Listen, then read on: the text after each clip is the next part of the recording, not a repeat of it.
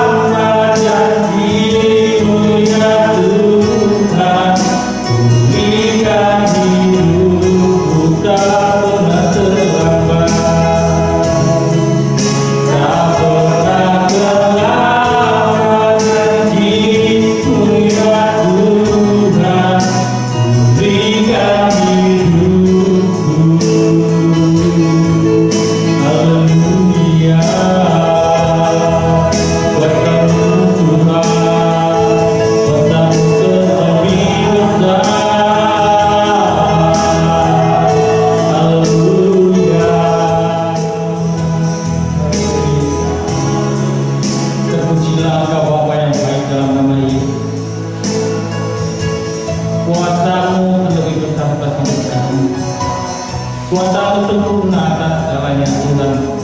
Terbukti bahwa pada pagi hari ini Tuhan kami ada itu bukan karena gagasan buat kami ya Bapa. Namun ini karena kasih dan karunia. Namun ini semua karena penyertaan-Mu Tuhan. Terima kasih atas segalanya Tuhan, atas apa yang telah Tuhan lakukan sepanjang minggu ini dalam hidup kami, atas semuanya Tuhan kerjakan atas hidup kami sepanjang minggu ini Tuhan. Bapa yang baik, pada pagi hari ini Tuhan, kami ingin datang dalam menyembah kepada-Mu Tuhan. Kami datang dalam menyembah di hadapan hadirat-Mu ini. Kau lihat hati dan pikiran kami Tuhan, ampuni dosa dan pelanggaran kami Bapa. Layakkan kami di hadapan-Mu Tuhan, sehingga kuasa Roh Kudus dan otoritas Tuhan yang murapi menyertai kami pada pagi ini. Tuhan, pada saat ini kami ingin menyerahkan akan ibadah kami ini. Dari awal tengah hingga berakhirnya boleh jadi dalam nama-Mu Tuhan. Jikalau ada kuasa dalam kuasa juga Tuhan, dan roh jahat ingin mengganggu konsentrasi dan fokus kami di hadapan-Mu Tuhan, kami aturkan patahkan itu di dalam nama Yesus, dalam nama Yesus, sehingga berkat Allah yang tercurah dan mengalir dalam ruangan ini menyertai kami Tuhan. Kami yang akan menyampaikan firman-Mu Tuhan. Tuhan, beri hikmat Tuhan sehingga apa yang disampaikan Tuhan, apa yang diperdengarkan kepada kami semua Tuhan, biarlah Tuhan yang berbicara melalui firman ini. Terima kasih Yesus, terima kasih Roh Kudus. Kami serahkan ibadah kami ini dari awal tengah hingga berakhirnya di dalam nama-Mu, hanya di dalam nama Yesus. Haleluya, amin. Haleluya. Sekali lagi salam. Puji akan nama Tuhan. Kita sama-sama bersyukur bahwa Tuhan baik atas hidup kita, dan bukti pada pagi hari ini kita ada sebagaimana kita ada itu karena kasih dan kemurahan Tuhan. Haleluya. Baik, pada saat ini kita akan datang menyembah Tuhan, kita mengangkat puji-pujian kita bagi Tuhan, dan saya undang kita semua untuk bangkit berdiri. Kita angkat pujian kita yang mengatakan bangkit serukan nama Yesus. Haleluya.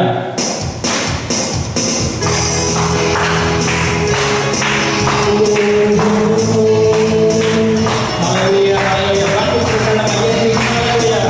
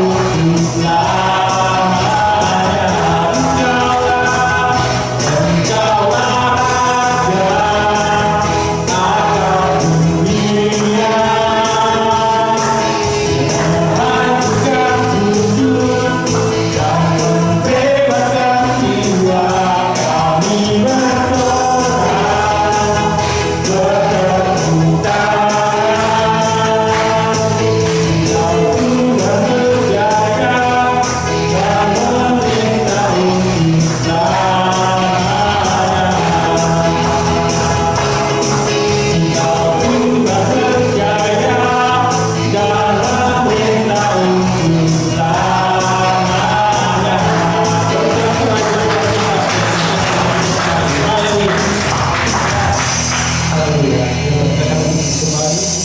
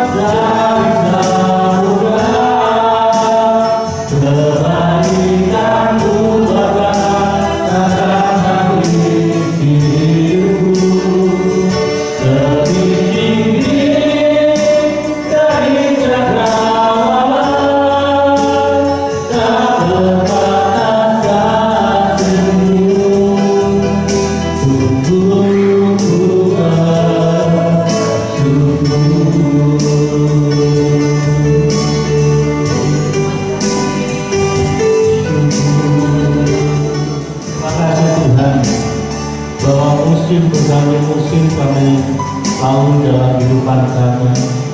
Suka dan duka kami jalani dalam kehidupan kami. Kami bersyukur kalau kami boleh melalui atas setiap musim dalam kehidupan kami.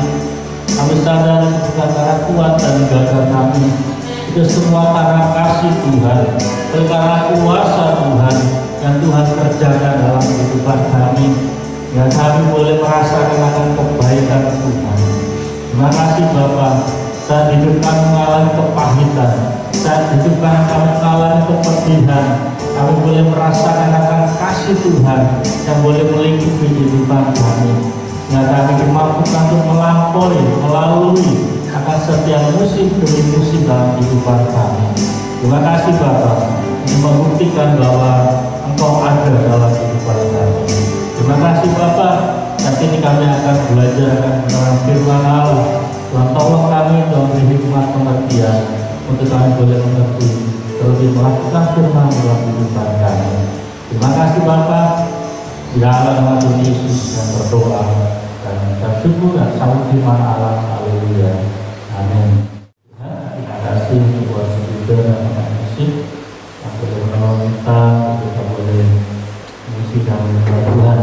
Ya Tuhan, kita bersyukur kalau pada pagi ini kita boleh berkumpul kembali di gereja dan kita boleh bersyukur nama Tuhan. Saat ini kita akan belajar satu kebenaran firman Tuhan yang sambil dari 1 Tesalonika pasal 5 ayat 17. Ini ayat yang terpendek. Mari kita baca sama-sama satu ayat ini, dua kata. Ini ayat yang terpendek di dalam Alkitab. Kita baca sama-sama 1, 2, 3. Tetaplah berdoa. Tetaplah berdoa. Bagaimana? Masih tetap berdoa dalam masa pandemi. Dalam segala musim kehidupan kita, apakah kita masih tetap berdoa? Di dalam hidup kita yang mengalami keberkatan, pertolongan Tuhan, kita mengalami kenyamanan dalam kehidupan kita, apakah kita masih tetap berdoa? Atau sebaliknya, pada saat kita mengalami sesuatu yang pahit dalam kehidupan kita dan Tuhan tidak kunjung datang menolong kehidupan kita, apakah kita masih tetap berdoa? Rasul Paulus menyampaikan kepada jemaat di Tesalonika ini sebagai nasihat-nasihat terakhir, pesan-pesan terakhir Rasul Paulus kepada jemaat di Tesalonika. Salah satunya adalah agar jemaat tetap berdoa. Di situ ada beberapa nasihat, yaitu jangan padamkan roh, jangan anggap enteng nubuat-nubuatan. Ada beberapa nasihat-nasihat dalam pesan Rasul Paulus kepada jemaat di Tesalonika. Salah satunya adalah agar jemaat tetap berdoa. Jemaat Tuhan yang sekasih nama Tuhan Yesus, berdoa bukan sesuatu hal yang asing di telinga setiap orang yang beragama. Hal berdoa tidak sekedar punya kita orang Kristen, tapi saudara kita lain, agama Muslim, agama Hindu, agama Buddha, mereka pun harus juga melakukan berdoa. Dan setiap keyakinan yang orang-orang miliki pasti mereka melakukan doa.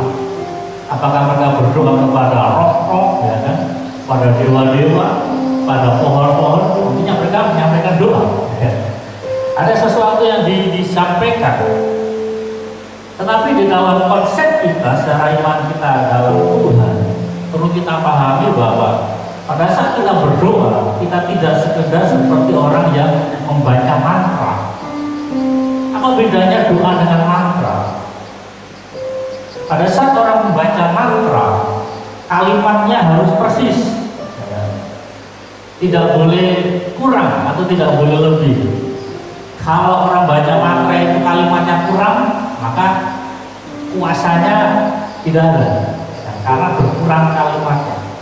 Kalaupun sudah lengkap kata-katanya, kemudian tujuan daripada orang baca mantra adalah dia mengharapkan orang atau pribadi atau roh yang dibaca mantra itu dia segera hadir dan menolong dia.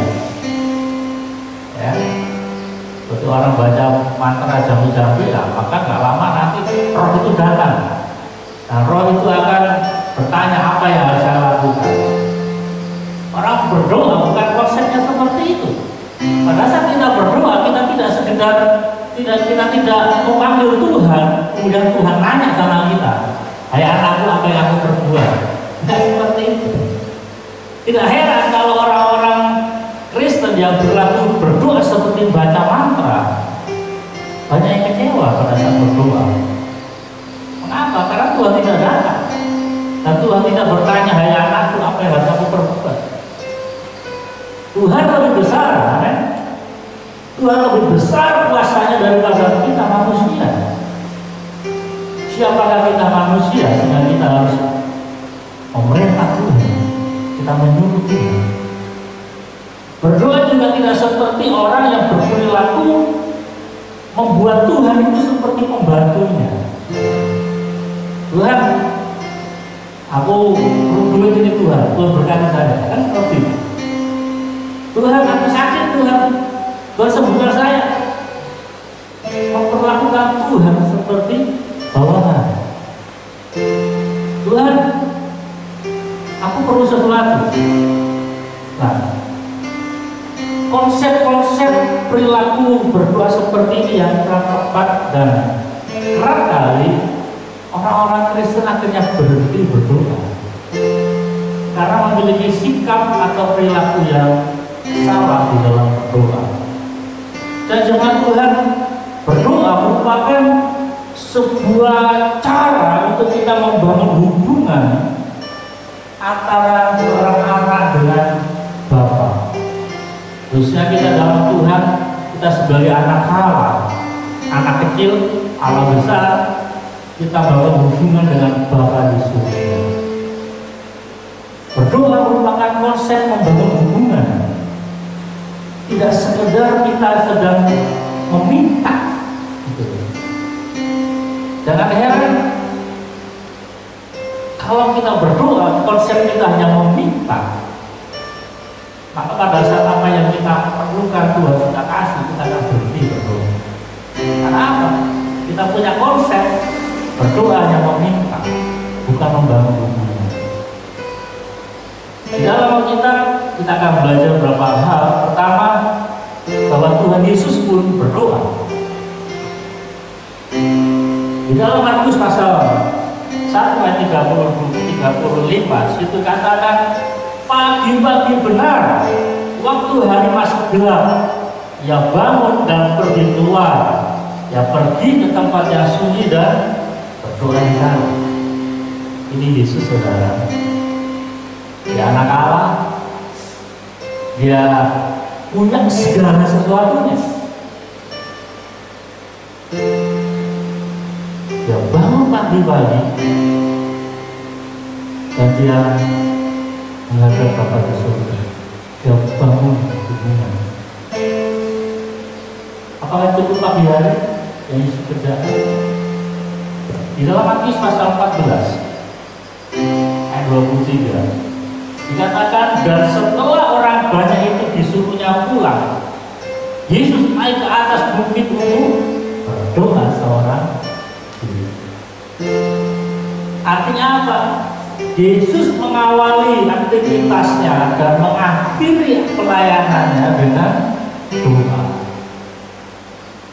Kalau Yesus saja, dia punya segala sesuatunya, dia punya kuasa, dia memiliki otoritas yang penuh atas alam semesta, dia masih berdoa. Dia masih perlu membangun hubungan intim dengan Bapa di surga. Sehingga suatu saat, pada saat Lazarus mati, apa yang dikatakan dalam kalimat doa Yesus? Yesus memiliki sebuah keyakinan, Bapa, aku tahu bahwa Engkau selalu mendengar doaku. Saya tertarik dengan kalimat itu. Nanti saudara bisa cek di rumah. Yesus katakan, ya Bapa, aku tahu bahwa Engkau selalu mendengar doaku. Tetapi bukan karena itu ia berdoa pada Bapa. Tetapi Yesus katakan, tetapi karena semua orang yang ada di sekitar sini, supaya mereka tahu bahwa Engkau mengutus aku. Yesus katakan, hai Lazarus, keluar. Tapi saudara sekalian, kasih nama Tuhan Yesus, melalui dua ayat ini kita boleh melihat bahwa Yesus tetap memiliki hubungan yang intens dan harmonis dengan Bapa di surga. Kalau pertanyaannya, bagaimana saya dan saudara yang kita masih terbatas, ya, yang istilahnya kita nggak bisa mendengar langsung suara Tuhan, mendengar suara Bapa di surga, dan kehidupan kita ini banyak kekurangan. Apakah kita berhenti membangun komunikasi dengan Bapa di surga? Baik, sidang jemaat Tuhan, melalui contoh dan keteladanan apa yang Yesus kerjakan, kita terus tetap berdoa. Dan di dalam salah satu pengajaran Yesus mengajarkan perkara yang kedua adalah berdoa dengan 3 jenis. Di dalam Lukas pasal 18 ayat 1, itu dikatakan Yesus mengatakan suatu perumpamaan kepada mereka untuk menegaskan bahwa mereka harus, dan sebagai kata-kata, mereka harus selalu berdoa dengan 3 jenis. Konteks ayat ini atau apa yang Yesus maksudkan di dalam ayat ini adalah pada saat kita punya pergumulan, kita punya permasalahan, dan Tuhan belum menjawab akan doa kita, ayo kita kerjakan doa dengan 3 jenis. Sambil kita mengintrospeksi diri, mengapa Tuhan belum menjawab doa kita? Bisa jadi konsep atau cara kita berdoa seperti 2 hal di atas tadi. Kita berdoa seperti orang membaca mantra. Kita berdoa seperti memperlakukan Tuhan adalah bawahan atau pembantu kita. Tuhan mau mengubah konsep kita, cara pola pikir kita berdoa, pemahaman kita tentang berdoa Tuhan mau itu diubah. Sehingga Tuhan tunggu dulu. Atau juga pada saat Tuhan belum menjawab akan doa kita, bisa jadi memang waktunya yang belum tepat. Saya punya cerita, kami punya kendaraan roda 2 itu di sini, di Maracaibo. Dalam pelayanan kami yang dulu-dulu, berpikir saja untuk punya kendaraan nggak berani, nggak berani. Sehingga pada saat kami ada kepentingan apa-apa, kalau yang dekat paling kami naik sepeda tidak, ya. Karena itu yang kami punya dan biaya operasionalnya murah. Kalau nggak jauh, saya hubungi jemaat, pinjam sepeda motor. Berpikir saja untuk punya kendaraan, saya nggak berani. Sehingga saya pun tidak berdoa, Tuhan berkati saya sepeda motor. Anggaplah hari ini Tuhan berkati saya sepeda motor. Bagaimana dengan operasionalnya? Berkat kami hari itu 300.000 per bulan. Saudara bisa bayangkan, ngotak-atik 300.000 satu bulan, apakah mampu membiayai kuda besi? Ya, hari itu Tuhan tidak berkati kami. Setelah berkat kami meningkat, menambah, maka Tuhan juga berkati. Kadang-kadang kita berpikir, Tuhan ini sudah waktunya tepat. Ini waktu yang tepat untuk saya mendapat jawaban doa saya. Tapi Tuhan yang beritahu. Sehingga itu kita simpulkan bahwa janganlah kita memaksakan waktu Tuhan dalam waktu kita. Tuhan tahu segala sesuatu yang terbaik dalam kehidupan kita. Jangan sampai berkat itu menjadi sebuah permasalahan dalam kehidupan kita. Dalam pelayanan seringkali saya melihat bahwa berkat itu sering jadi permasalahan. Tuhan berkati, tetapi kadang-kadang tidak membuat seseorang itu menjadi lebih dekat dengan Tuhan, tetapi justru memisahkan antara dia dengan Tuhan. Sehingga tidak heran suatu saat apa yang Tuhan kerjakan bagi Abraham. Tuhan katakan pada Abraham, Abraham, besok kamu persembahkan anakmu yang tunggal, anak yang mau kasihi itu. Pernah kita berpikir, mengapa Tuhan minta si Ishak untuk dipersembahkan? Korban bakaran berbicara tentang kematian. Berbeda dengan bagaimana Hana mempersembahkan Samuel kepada Imam Eli untuk menjadi seorang pelayan. Kalau cerita tentang Hana mempersembahkan Samuel, Alkitab katakan setiap tahun Hana masih bisa berjumpa. Setiap tahun Hana membawakan baju-baju untuk Samuel, masih bisa ketemu. Tetapi kalau Abraham yang persembahkan Ishak mati, Abraham tidak akan bisa melihat Ishak lagi. Tetapi bagaimana sikap hati Abraham? Meskipun Alkitab berkata, tapi saya bayangkan bahwa dengan sebuah pergumulan yang begitu besar, seorang ayah dia harus mempersembahkan anaknya yang dikasihi, bukan anaknya yang dibenci, bukan anaknya yang dimusuhi. Ada Alkitab jelas katakan anakmu yang tunggal, anak yang kau kasihi, yaitu Ishak. Jelas, nggak bisa ditafsir yang lain-lain lagi. Bagaimana Abraham dia bergumul, tetapi kitab Ibrani memberikan penjelasan. Ada sebuah keyakinan bahwa Allah sanggup membangkitkan Ishak dari kematian. Itu keyakinan Abraham.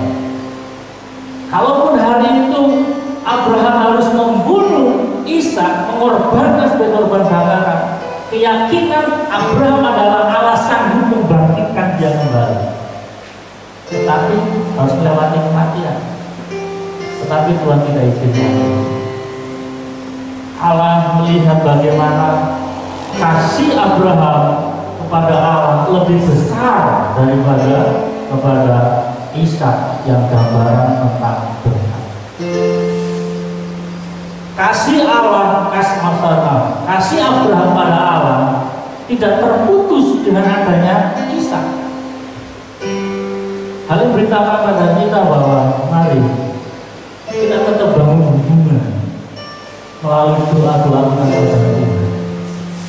Meskipun kita dalam penderitaan, dalam kesulitan, bahkan sebaliknya pada saat kita mengalami keberkatan, kenyamanan, pertolongan Tuhan yang besar.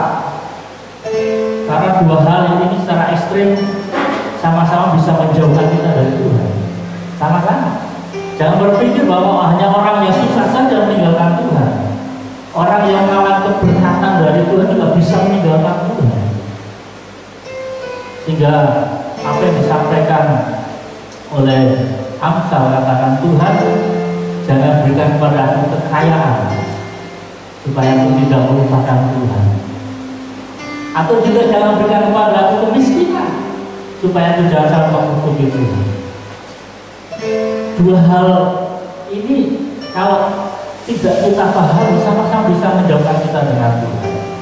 Tetapi dengan kita membangun hubungan kita dengan Tuhan melalui doa akan menolong saya dan saudara untuk kita terus memiliki hubungan yang intim dengan Tuhan.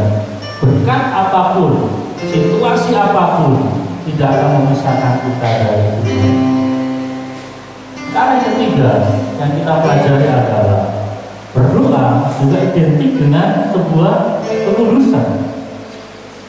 Di dalam Yesaya pasal 59 ayat 1 dikatakan, sesungguhnya tangan Tuhan tidak kurang panjang untuk menyelamatkan dan pendengarannya tidak kurang tajam untuk mendengar. Ayat yang kedua, tetapi ya, ayat yang kedua, tetapi yang merupakan pemisah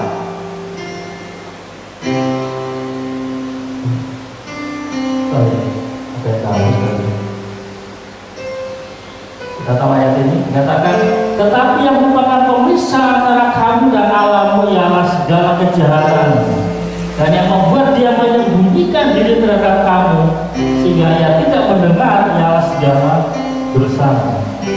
Jadi artinya jelas salah satu yang perlu kita introspeksi dalam kehidupan kita.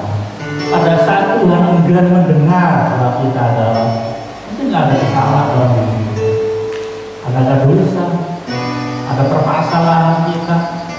Nah, salah satunya adalah di dalam Timotius ini, 1 Timotius pasal 2 ayat 8.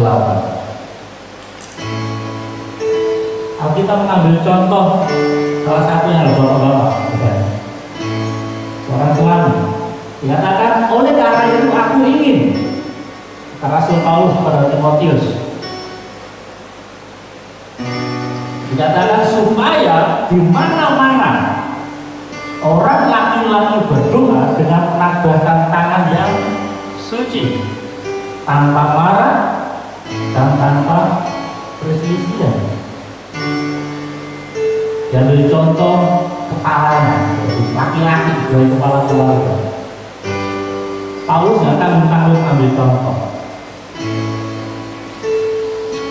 Paulus sampaikan bahwa aku ingin, ini kerinduan sebagai seorang bapak rohani. Dia sampaikan kepada anak rohaninya yaitu Timotius.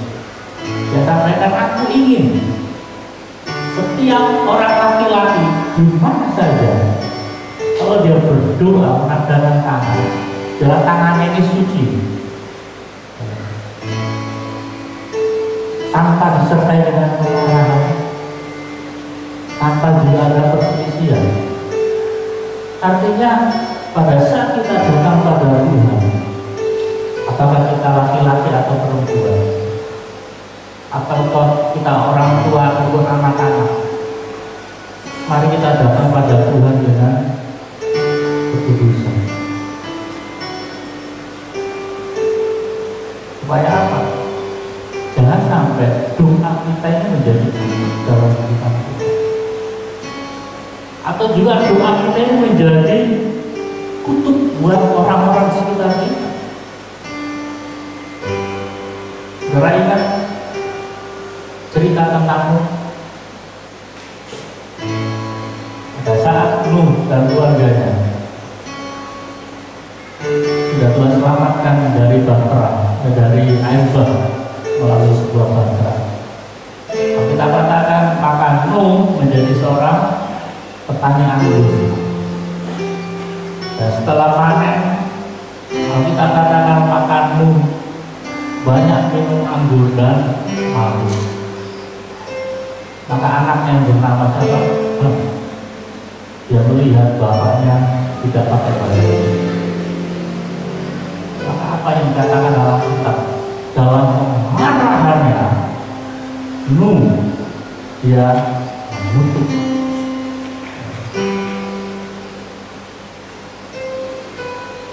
Dan untuk ungkapan banyak orang katakan bahwa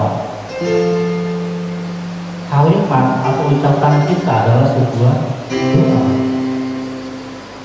Ya tidak heran, keturunan Ham yang diyakini adalah mereka golongan kulit hitam, negro, sekian ratus tahun mereka menjadi seorang budak. Meskipun di abad pertengahan Tuhan menolong kelompok Ham ini mengalami kemerdekaan dalam mereka, tetapi akibat ucapan seorang ayah, anaknya mengalami perbudakan. Tidak tahu ratusan tahun atau ribuan tahun, bisa ribu ya, bisa ribuan tahun, karena dari zaman sampai abad pertengahan terjadi sebuah reformasi dan akhirnya keturunan ini mengalami penyetaraan dalam hal. Nah, kalau hari ini kita boleh melihat kelompok orang-orang kulit hitam, ada yang jadi presiden, ada yang jadi kepala-kepala tertinggi, karena kutub itu telah dituliskan dalam. Dan jemaat Tuhan, mari siapapun kita, pada saat kita datang pada Tuhan, kita selesaikan diri kita di hadapan Tuhan. Jangan sampai kita membawa doa kita pada Tuhan dengan rasa pahit, meskipun situasi kita sedang gak enak, ya. Tetapi mari kita lepaskan pengampunan dulu. Sama seperti yang Yesus sampaikan, kalau kita minta ampun, maka kita juga mesti memberikan pengampunan dulu. Dan kita datang menghadap Tuhan dengan tangan yang tidak kudus, maka itu akan menjadi permasalahan dalam kehidupan kita di kemudian hari ataupun orang-orang sekitar kita di kemudian hari. Perkara yang keempat atau yang terakhir, berdoa juga identik dengan sebuah kerendahan hati. Nanti saya akan kaitkan ini sedikit. Di dalam Matius pasal 6 ayat yang ke-6 dikatakan, tetapi jika engkau berdoa, masuklah ke dalam kamarmu, tutuplah pintu dan berdoalah kepada Bapamu yang ada di tempat tersembunyi. Maka katakan Bapamu yang melihat yang tersembunyi akan membalasnya kepadamu. Dan jemaat Tuhan, sikap atau bagaimana semestinya seorang Kristen berdoa juga tidak lepas daripada ajaran Tuhan. Secara etika, ini berbicara tentang etika, bahwa dalam hari-hari itu, dalam zaman Yesus maksudnya, orang-orang Farisi saat mereka berdoa, bukan katakan mereka berdoa di tikungan-tikungan jalan, ya, sambil dia ngadakan tangan, dia dengan suara yang keras, mereka berdoa supaya apa? Orang melihat, wow, dia orang yang saleh, dia berdoa. Sehingga tidak heran pada saat Yesus menilai tentang orang-orang Farisi dengan pemungut cukai dalam sama-sama mereka berdoa, Yesus mendengar doa mereka. Orang Farisi dia katakan, aku bersyukur, aku bukan seorang perampok, aku bukan seorang pencuri, dan aku tidak seperti pemungut cukai ini. Ya, dengan bangganya menengadahkan tangannya ke kepala dia. Tapi apa yang dikerjakan oleh si pemungut cukai? Dengan rasa malu dia mengundurkan diri, dia berdoa. Nah, Yesus memiliki konsep yang berbeda tentang berdoa, yang berlawanan dengan kebiasaan hari-hari itu. Yesus katakan, kalau engkau berdoa, masuklah dalam kamarmu dan tutup. Hal ini berbicara tentang bahwa aktivitas rohani kita dengan Tuhan tidak perlu disampaikan ke orang lain. Nah, dalam kesempatan saya sampaikan, hati-hati kita dalam bermedsos. Kita buat status-status kita di media sosial, di Facebook, Instagram.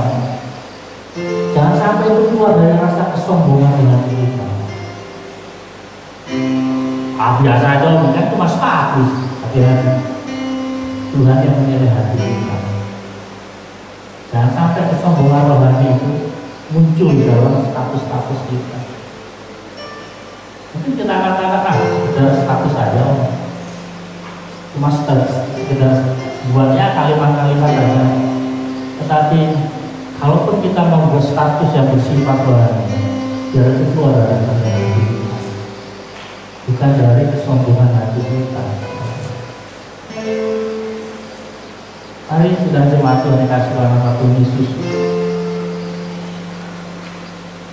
Allah yang Maha Tahu dan Maha Mendengar, Dia mengerti akan segala pergumulan kita. Dia juga yang pasti Dia dapat mendengar akan pergumulan doa-doa kita dari tempat yang tersembunyi. Kalaupun hari-hari kita mengalami kesulitan, saya pernah buat sedikit survei, saya pernah tes. Saya sampaikan perkara-perkara yang positif, yang nge-like itu banyak banget, yang komen juga banyak. Tetapi pada saat saya menyampaikan sesuatu yang gak enak secara jasmani, sedikit orang yang berani komen. Artinya apa? Pada saat kita sedang ada dalam permasalahan dalam kehidupan kita, jaga jempol kita. Jangan sampai itu justru akan mempertontonkan keberadaan kita, dan orang nggak suka sebenarnya. Lebih baik kita datang pada Tuhan di tempat yang tersembunyi, kita duduk berlutut di hadapan Tuhan, dan kita punya keyakinan tempat yang tersembunyi, orang yang nggak tahu permasalahan kita, Tuhan pasti tahu permasalahan kita. Dan dengan sebuah keyakinan, sama seperti Abraham, kalau Allah sanggup membangkitkan Ishak dari kematian, kita punya keyakinan di tempat yang tersembunyi, orang yang tidak melihat permasalahan kita punya keyakinan bahwa Tuhan mendengar dan sanggup menolong memberikan kita. Saya akhiri firman Tuhan dengan pernyataan ini. Mari kita baca sama-sama. 1, 2, 3. Dengan tetap berdoa akan menolong kita untuk menjadi serupa dengan Kristus. Dan jemaat Tuhan, saat kita tetap berdoa dalam segala situasi, kita akan menolong saya dan saudara untuk kita akan menjadi serupa dengan Kristus. Di dalam keputusan kehidupan kita, di dalam karakter kita. Karena saya berpikir gini, apakah mungkin kita datang pada Tuhan dengan kesombongan? Apakah mungkin kita datang kepada Tuhan terus-menerus dalam keadaan yang najis? Apakah mungkin? Apakah mungkin kita datang pada Tuhan dengan perasaan rendah diri terus-menerus? Tidak ya? Mungkin sekali dua kali kita datang pada Tuhan dengan kesombongan mungkin bisa. Tapi kalau kita terus melakukan dalam setiap penghinaan hati kepada Tuhan, akan mengoreksi kehidupan kita. Sehingga saya punya pernyataan ini bahwa kita akan diubah. Kita akan mau datang pada Tuhan yang kudus pada kondisi kita tidak kudus, dan kita akan mengubah hidup kita. Kita akan mau pada Tuhan, kita datang pada Dia dengan masa lalu hidup kita, dengan manusia lama kita akan mau dan kita akan berubah. Dan kita akan katakan pada Tuhan, Tuhan, aku mau berubah, aku mau dikuduskan, aku mau diubah menjadi lebih baik. Maka saya punya pernyataannya, dengan tetap berdoa akan menolong kita untuk menjadi serupa dengan demikian firman Tuhan. Mari kita tundukkan kepala, kita berdoa pada Tuhan. Kiranya Tuhan boleh menolong saya dan saudara untuk kita tetap berdoa. Terima kasih Tuhan untuk firman Allah yang boleh kami baca dan renungkan bersama-sama. Tuhan tolong kami untuk kami boleh tetap berdoa dalam segala musim kehidupan kami. Kami tetap berdoa dalam segala situasi atau keadaan yang kami hadapi, baik situasi yang mengenakkan hidup kami atau situasi yang menyakitkan dalam kehidupan kami. Tuhan tolong kami untuk kami tetap bersekutu dengan Tuhan. Dan kami mengalami sesuatu yang sulit dalam kehidupan kami, biarlah di tempat yang tersembunyi kami berseru pada Tuhan, karena kami yakin bahwa Tuhan yang hidup, yang maha mendengar, yang maha tahu, Tuhan akan menolong akan kehidupan kami. Kalaupun sampai hari ini Tuhan belum menolong kehidupan kami, Tuhan belum memulihkan keadaan kami, biarlah kami terus berdoa dengan tiada jemu-jemu. Karena mungkin ada hal-hal yang perlu diubahkan dalam kehidupan kami. Mungkin cara kami berdoa yang salah, mungkin sikap hati kami yang salah saat kami datang pada Tuhan. Mungkin manusia apa kami harus diubahkan. Tuhan tolong, Engkau Bapa yang baik, Tuhan menyatakan pertolongan dalam kehidupan kami. Tuhan, kiranya Engkau juga menolong kami, kami tetap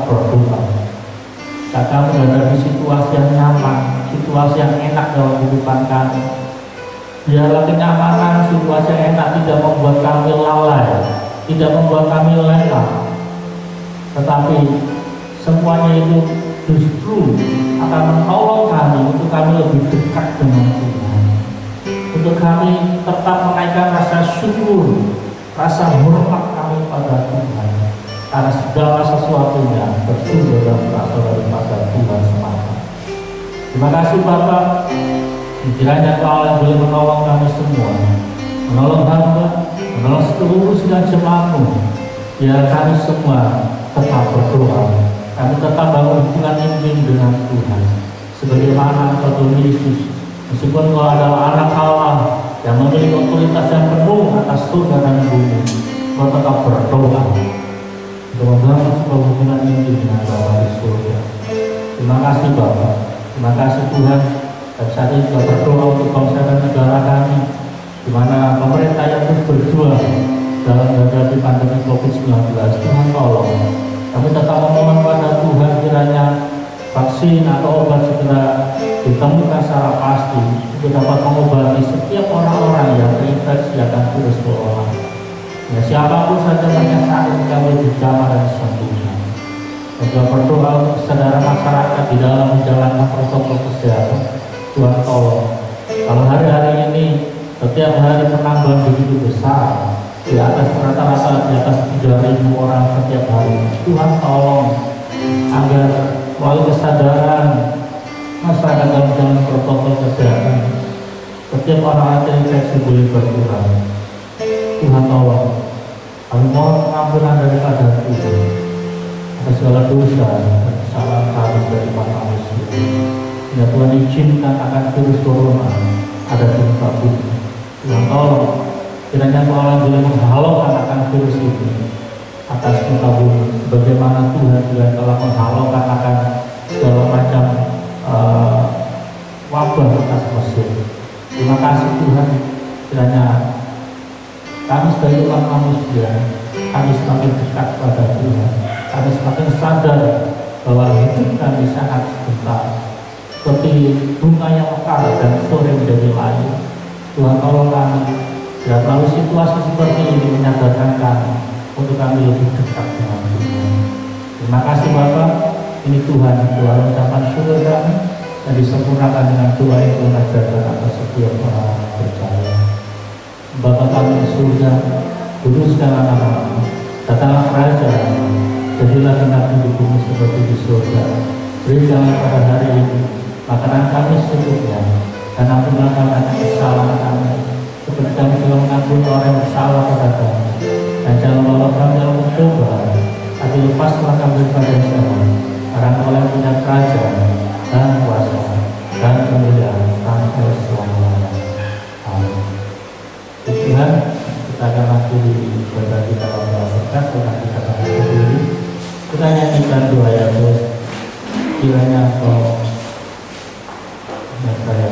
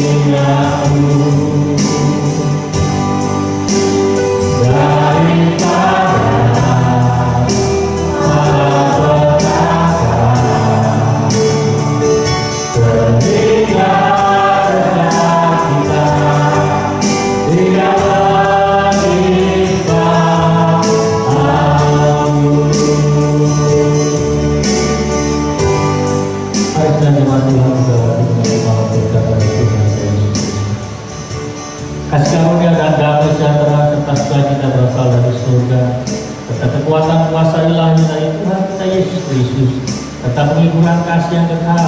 Terima berkat Tuhan ini, yang di dalam nama Allah Bapa, dan di dalam nama Allah Anak, dan di dalam nama Allah Roh Kudus. Dan pagi ini sampai tulis kita kami pulang baliknya. Bapa, terima kasih.